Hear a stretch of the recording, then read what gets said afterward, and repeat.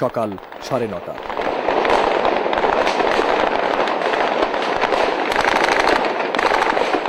থেমে থেমে গুলি আর ব্রাশ ফায়ারের শব্দে কেঁপে ওঠে পুরো এলাকা। এলোপাথারি গুলিতে বিডিআর সদর দফতরের বাইরে মারা যায় অন্তত 4 জন সাধারণ মানুষ।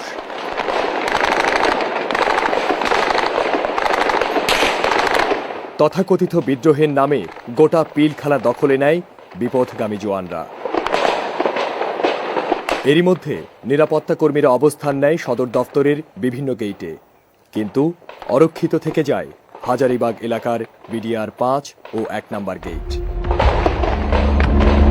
বেলা 12টা।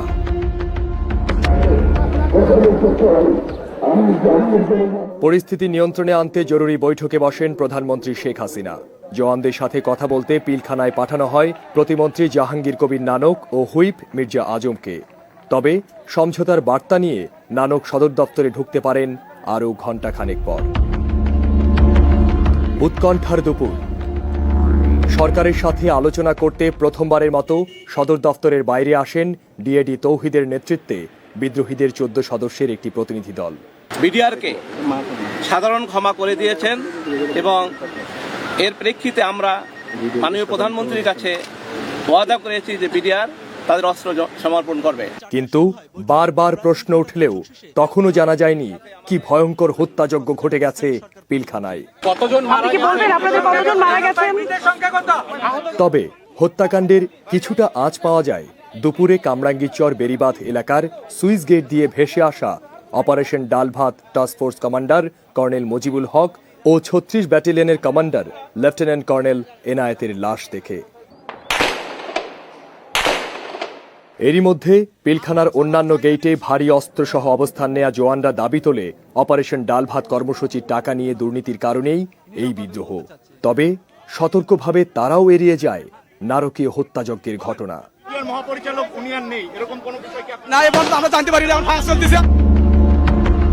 25 ফেব্রুয়ারি রাত 9:30। সদর দফতরের বাইরে কয়েক দফা বৈঠকের পর রাত 12:30টায় বুলেট প্রুফ গাড়ি নিয়ে বিডিআর সদর দফতরে ঢোকেন স্বরাষ্ট্রমন্ত্রী সাহারা খাতুন। সাধারণ ক্ষমা, 4 দফা দাবি পূরণ, দুর্নীতিবাজ কর্মকর্তাদের বিচার করার আশ্বাসে অস্ত্র জমা শুরু করে বিদ্রোহী বিডিআর জওয়ানরা। কিন্তু এই সময় সদর দফতরে কয়েক হাজার বিডিআর সদস্য থাকলেও জমা পড়ে মাত্র কয়েকশো অস্ত্র। রাত 2টো। সদর দফতরে কয়েকটি অফিসার্স কোয়ার্টার থেকে জিম্মি কর্মকর্তা ও তাদের পরিবারের সদস্যদের উদ্ধার শুরু করেন স্বরাষ্ট্রমন্ত্রী। তবে তখনও জানা যায়নি গণহত্যার বিষয়টি। এ সময় থেমে থেমে গুলি ছুড়ে বিদ্রোহী জওয়ানরা জানান দিতে থাকে পুরোপুরি নিরস্ত্র নয় তারা। 26 ফেব্রুয়ারি। গভীর উদ্বেগ আর উৎকণ্ঠা নিয়ে শুরু হয় 26শে ফেব্রুয়ারির ভোর। নিখোঁজ আর জিম্মিদের খবর জানতে বিডিআর সদর দফতরের সামনে বাড়তে থাকে স্বজনদের ভিড়। কান্নায় ভারী হয়ে ওঠে পুরো এলাকা।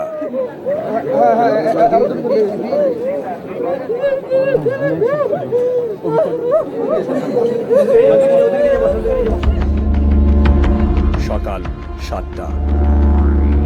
কৃষিমন্ত্রী মতিয়া চৌধুরীর নেতৃত্বে প্রথম দফা আলোচনা ব্যর্থ হয়।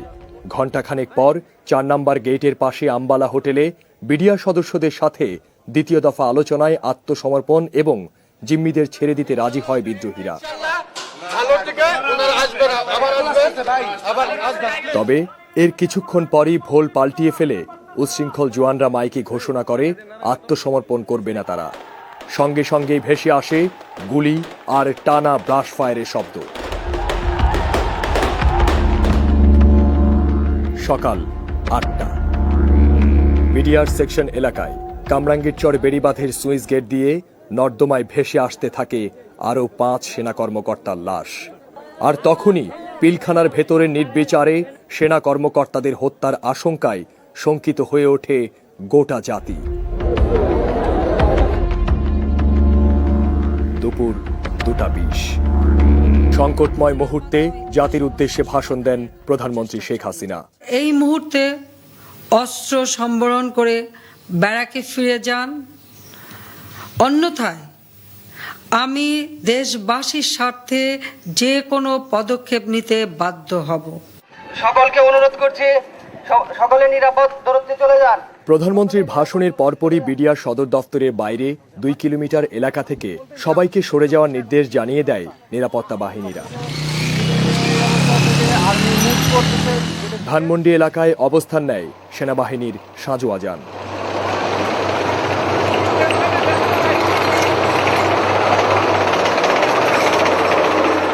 এরই মধ্যে বেশ কিছু বিদ্রোহী বিডিআর জওয়ান সদর দফতরের পেছনে হাজারীবাগ এলাকা দিয়ে সাধারণ পোশাকে পালিয়ে যেতে শুরু করে। একই সময় বিডিআর সদর দফতর থেকে মুক্ত হতে শুরু করে সেনা কর্মকর্তাদের স্বজনরা। সন্ধ্যার পর নিরাপত্তা কর্মীরা ঘিরে ফেলে বিডিআর সদর দফতরের সবকটি ফটক। এর কিছু পরে বিডিআর সদর দফতর দখলে নেয় পুলিশ।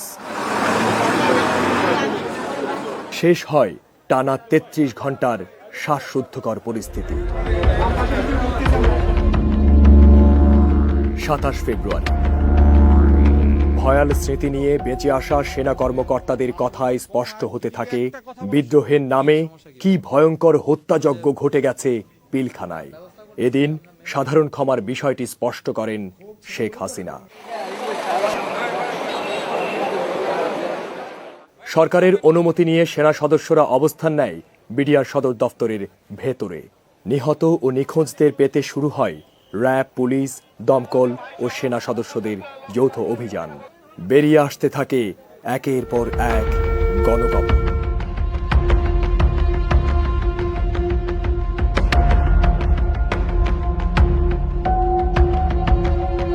পৈশাচিক হত্যাযজ্ঞের শিকার বিডিআর মহাপরিচালক শাকিল আহমেদ সহ 56 সেনা কর্মকর্তার লাশ পাওয়া যায় একাধিক গণকবর থেকে।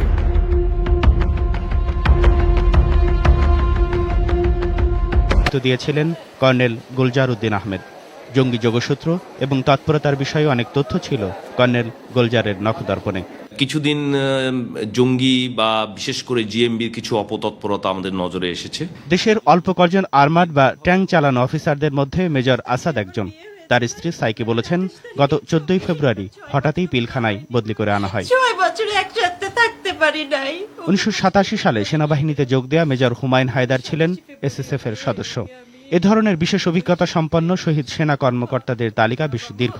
তারা হলেন বিডিআর মহাপরিচালক major general Shakil, brigadier general Rabbi, colonel Mashiur, colonel Moazzem, colonel Zakir, colonel Shawkat, colonel Akhtar, colonel Anisuzzaman, colonel Imadul, colonel Rezaul, colonel Emdad, colonel Elahi, colonel BM Zahid, colonel Nakibur, colonel Nafizuddin, colonel Mujibur, colonel Aftab, colonel Shamsul Arefin, lieutenant colonel Lutfar, lieutenant colonel Enshad, lieutenant colonel Enayet, lieutenant colonel Saiful, lieutenant colonel Kazi Robi, major Mahmudul Hasan, major Mahmud, major Khalid, major Idris Iqbal, major Salam, major Mustafa, major Maqbul, major Muminul, major Musharraf, major Mohammad Saleh, major Maksumul Hakim, major Mizanur Rahman, major Musaddeq, major Mushtaq, major Rafiqul, major S M Mamun, major Sohel Shahnawaz, major Humayun Kabir, major Humayun Haider, major Azharul, major Mazharul ও major Kazi Ashraf Hossain.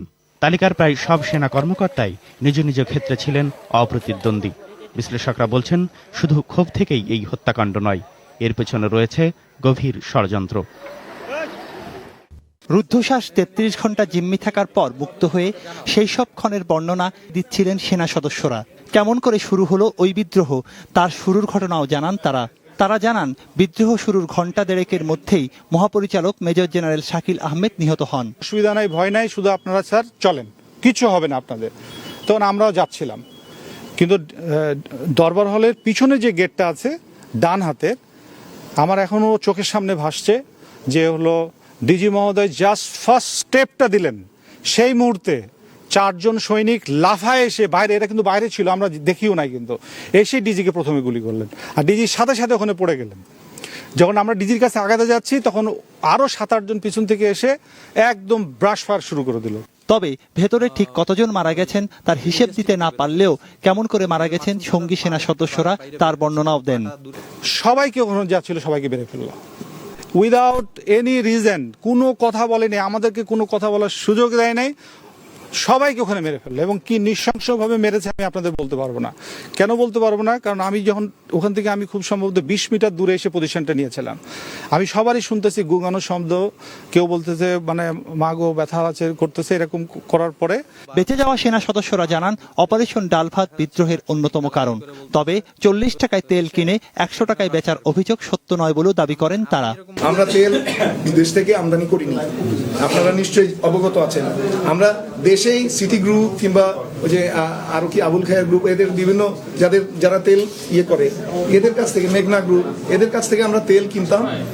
যে দামে কিনতাম হয়তো তার থেকে 50 পয়সা কিংবা 1 টাকা বেশি দামে আমরা বিক্রি করতাম, যাতে করে আমাদের একটা ব্রেক ইভেন পয়েন্টে আমরা থাকি, যাতে আমাদের লস না হয়। ডিজি যখন দরবারে কথা বলতেছেন, এক পর্যায়ে উনি বললেন যে অপারেশন ডাল ভাতের যে সমস্ত টাকার আয় ব্যয়ের হিসাব আছে সেগুলা আপনাদেরকে আমরা পুঙ্খানুপুঙ্খভাবে বুঝিয়ে দিব, যাতে আপনাদের মনের মধ্যে কোনো সংশয় না থাকে এই সমস্ত বিষয় নিয়ে। এই কথাটা বলার পরপরই দরবারের হলের পিছনে একটা গ্রিন রুম আছে, গ্রিন রুম থেকে প্রবাবলি 3 সৈনিক আসছে। একজন আসছে, আমি দেখছি। আচ্ছা, আমি যেহেতু পুরোপুরি দেখতে পারিনি, একজন সৈনিক আসছে, সাথে তার হাতে এসএমজি, লোডেড এসএমজি ছিল, এসেই একটা ব্ল্যাঙ্ক রাউন্ড ফায়ার করে সে। তাদের মতে বিডিআর জওয়ানদের এই বিদ্রোহ পূর্ব পরিকল্পিত হতে পারে। যে লোকটা প্রথমে আসলো এবং ডিজির পিছনে যখন স্থান নিল, সে কিন্তু ফায়ার করে নাই, কিন্তু within a fraction of second, আমার যতদূর মনে হয় ওই দিনকে মোর দেন 3000 প্লাস হচ্ছিল সমস্ত ট্রুপস অ্যান্ড জেসিওরা ছিল। ফ্র্যাকশন অফ সেকেন্ডের মধ্যে দেখলাম সারা উঠে গেল, কিন্তু ফায়ার হয়নি। কিন্তু বাট কেন তারা উঠে গেল আমার কাছে খুব আশ্চর্য লাগলো, এবং এরা এত স্মুথলি ওখান থেকে চলে গেল যে আমরা যে কয়েকজন অফিসার ছিলাম জাস্ট ওই ঘরের মধ্যে একা পড়ে গেলাম, আর কেউ নাই, সব সৈনিক এবং জেসিওরা চলে গেল। পরিকল্পিত একটা ঘটনা। ওই ক্লিপ থেকে যে ছেলেটা ফায়ার করছিল আমার সামনে, ওখান থেকে 3টা ক্লিপ দিল, একটা ক্লিপ নিচে পড়ে গেল। তখনই ওই পিকআপ থেকে 2টা ছেলে লাফ দিয়ে বেরোলো এসএমজি সহ। ওই ছেলেটা আগে থেকে যেখান থেকে ফায়ার করছিল তার পাশ থেকে তারা আবার এই দরবার হলকে টার্গেট করে এদিকে ফায়ার করা শুরু করলো। স্থানীয়রা বলছেন বিদ্রোহের দিন থেকে টানা 33 ঘন্টা হাজারীবাগ এলাকার বিডিআর 5 ও 1 নম্বর গেট এলাকা ছিল অরক্ষিত। সেনা কর্মকর্তারাও জানিয়েছেন মূলত এই এলাকা দিয়েই অনেক বিদ্রোহী জওয়ান পালিয়েছে, তবে তাদের সংখ্যা কত তা জানা যায়নি। একইভাবে লুট হওয়া অস্ত্রের সংখ্যা থেকে গেছে অজানা। লেফটেন্যান্ট কর্নেল শামসের বক্তব্য অনুযায়ী হাজারীবাগ এলাকা দিয়ে একটি মিছিল সদর দপ্তরে ঢুকেছিল অস্ত্রসহ একটি পিকআপ ভ্যানও। তার মতে অনেক হত্যাকারী মিছিলের সাথে বেরিয়ে যেতে পারে। একই সাথে প্রশ্ন উঠেছে কেন এই এলাকা অরক্ষিত থেকেছে। পুরো ঘটনার সময় অনেক বিডিআর জওয়ান সাদা পোশাকে সদর দপ্তরের বাইরে ছিলেন, যারা বিভিন্ন সময়ে বাইরের তথ্য জানিয়েছেন বিদ্রোহী ও হত্যাকারীদের এমন তথ্য সেনা কর্মকর্তাদের আত্মীয়দের অভিযোগ, সমঝোতায় যাওয়া বিডিআর প্রতিনিধি দলের সদস্যরা টেলিফোনে বিভিন্ন সময় ভুল তথ্য দিয়েছেন। এছাড়াও ময়নাতদন্ত রিপোর্টে উঠে এসেছে অনেক চমকপ্রদ তথ্য। ময়নাতদন্ত বিভাগের চিকিৎসকদের মতে খুব কাছ থেকে অনেক সেনা কর্মকর্তাকে গুলি করা হয়েছে। চিকিৎসকরা নিশ্চিত মেডিকেলে আসা 32 জনের অন্তত 25 জনই নিহত হয়েছেন প্রথম 1-2 ঘন্টাতেই। আর 26 তারিখ দুপুরে মিটফোর্ডে আসা প্রথম 6 জনের মৃত্যু হয়েছে এখানে আনার ঘন্টা 10 আগে। 26 তারিখে যেগুলো ডেড বডি আছে সেগুলো ডেড বডির মৃত্যু সম্ভবত 8-9 ঘন্টা পূর্বে হয়েছে। ব্রিগেডিয়ার বাড়িসহ ওই 6 জনকে জিম্মি করেও শেষ মুহূর্তে মেরে ফেলা হয়। আর পিলখানায় চলমান তদন্ত ও অস্ত্র উদ্ধার অভিযানে পাওয়া গেছে বিডিআরের গোয়েন্দা সংস্থা আরএসইউ এর অস্ত্র। সেনা কর্মকর্তারা বলছেন এই হত্যাকাণ্ডে আরএসইউ এর জড়িত থাকা অস্বাভাবিক নয়। উদ্ধার অভিযানে পাওয়া গেছে এমন একটি বেল্ট যা বাংলাদেশের কোনো প্রতিরক্ষা বাহিনী ব্যবহার করে না। মাঠ ময়দান কাঁপিয়ে আর লাখো মানুষকে কাঁদিয়ে শহীদ সেনা কর্মকর্তাদের লাশবাহী গাড়ির বহর আসে জাতীয় প্যারেড গ্রাউন্ড। জাতীয় আর সশস্ত্র বাহিনীর পতাকায় মোড়ানো শহীদ সেনা কর্মকর্তাদের কফিন রাখা হয় 14টি মঞ্চে। রাষ্ট্রীয় আয়োজন আর সম্মানের সাথে ঘোষণা করা হয় কর্মকর্তাদের নাম। শহীদ নাজদিন শাকিল শিপু, শহীদ brigadier general Zakir Hossain army medical corps, শহীদ ব্রিগেডিয়ার জেনারেল মোহাম্মদ আব্দুল বারী। শহীদ সেনানীদের এই জানাজায় রাষ্ট্রপতি জিল্লুর রহমান, সাবেক রাষ্ট্রপতি হুসেইন মোহাম্মদ এরশাদ ছাড়াও হাজির হয়েছিলেন মন্ত্রিপরিষদের সদস্য, 3 বাহিনী প্রধান, বিভিন্ন রাজনৈতিক দলের নেতা, অবসরপ্রাপ্ত সেনা কর্মকর্তা, সশস্ত্র বাহিনীর কয়েক হাজার সদস্য আর ঢাকাসহ সারা দেশ থেকে আসা হাজার হাজার সাধারণ মানুষ। প্রধানমন্ত্রী শেখ হাসিনার পক্ষে তার সামরিক সচিব এবং 3 বাহিনী প্রধানও ফুলের মালা দেন শহীদদের কফিনে। এতগুলো সেনা কর্মকর্তাকে এমন নিষ্ঠুরভাবে হত্যার ঘটনায় অশ্রু সামলাতে পারেননি তাদেরই সহকর্মীরা।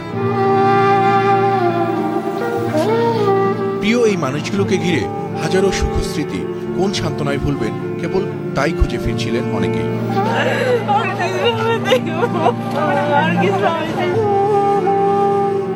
প্যারেড গ্রাউন্ডে সর্বোচ্চ রাষ্ট্রীয় সম্মান জানানোর পর পিলখানায় শহীদ সেনা কর্মকর্তাদের মরদেহ দাফন করা হয় বনানীর সামরিক কবরস্থানে।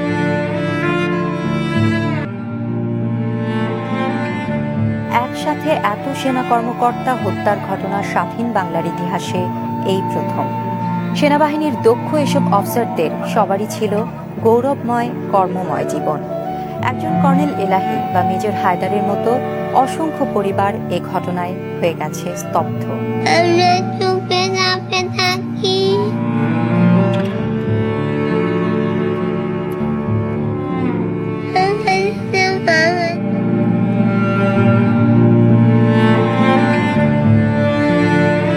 ঘটনার দিন আক্রমণের শিকার হবার পর অনেকেই তাদের পরিবারের সাথে যোগাযোগ করতে পেরেছিলেন, শেষ মুহূর্তের কথা বলেছিলেন আপনজনের সাথে। কারো বা মেলেনি সে সুযোগও। বিয়ে হয়েছে ভাই ফেব্রুয়ারির 28 তারিখের ছবি, তার 6 বছর পুরো হয়নি ভাই। জানতে পারি যে ওখানে গন্ডগোল হচ্ছে, তখন ওকে ফোন দিই, তো বলে যে ফোন ধরে শুধু বলে যে যদি বেঁচে থাকি দেখা হবে। আর কষ্ট নিয়ে বেঁচে থাকবো বুকের মধ্যে, কিন্তু একটুকু হলেও সান্ত্বনা, সে একজন শহীদ। হাজারো স্মৃতি, ক্ষোভ আর কষ্ট তাড়া করে ফিরছে এই পরিবারগুলোকে। তাদের শোক এখন পরিণত হয়েছে দাবিতে। নিজের স্বজনটিকে এভাবে হারানোর সঠিক তদন্ত ও বিচারের দাবি এখন সবার মুখে মুখে। আমি কার কাছে জবাব চাবো আমি জানি না। আমি সুস্থ তদন্ত এবং বিচার চাই। আমাদের স্বামীরা তো মিডিয়ারে আসতে চায় না, কেন মিডিয়ারে দেওয়া হতো? কি অপমান করেছে কালকে?